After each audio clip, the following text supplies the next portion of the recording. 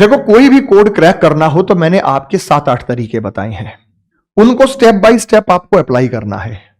जैसा सबसे पहले मैंने कहा था कि भाई अगर कभी भी किसी कोड को तोड़ना हो तो पहले तो यह पहचानो कि उसका नेचर क्या है, ये सारे अक्षर वही रिपीटेड हैं या अलग अलग हैं, तो यहां पे अलग अलग हैं।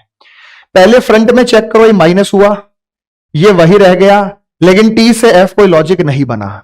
जब फ्रंट में नहीं बनता तो बैक में चेक करते हैं, वाई से जेड एक जुड़ गया, टी से सी कोई लॉजिक नहीं बना, बहुत गैप आ गया, आई से एफ और वी से वी कोई लॉजिक नहीं बना।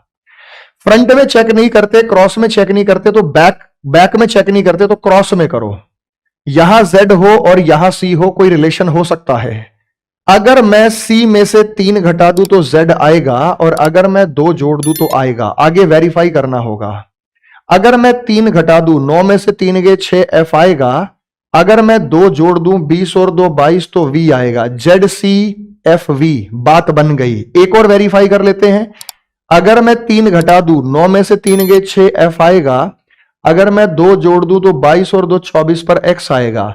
Z C F V F X बिल्कुल सही है, यानी अपन को क्रॉस में यहां पर चीजों को +2 और -3 से शुरुआत करनी है।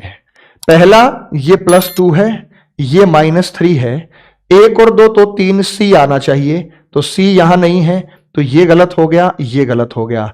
आई जे और आई जे पे हम अपना टाइम नहीं खराब करने वाले। आगे हम आंसर निकालेंगे। अगर हम 3 घटाएंगे तो यहां पे क्यू ही आएगा, लेकिन अगर 2 जोड़ देंगे 5 और 2 7 तो जी आएगा। क्यू जी यहां है, क्यू जेड यहां है, तो ये गलत हो गया। आपका आंसर ऑप्शन नंबर ए बनेगा। तो दोस्तों इसमें पैटर्न क्या था, +2 -3 +2 -3 +2 -3 ऑल्टरनेट लेटर लिखा गया था और क्रॉस में लिखा गया था।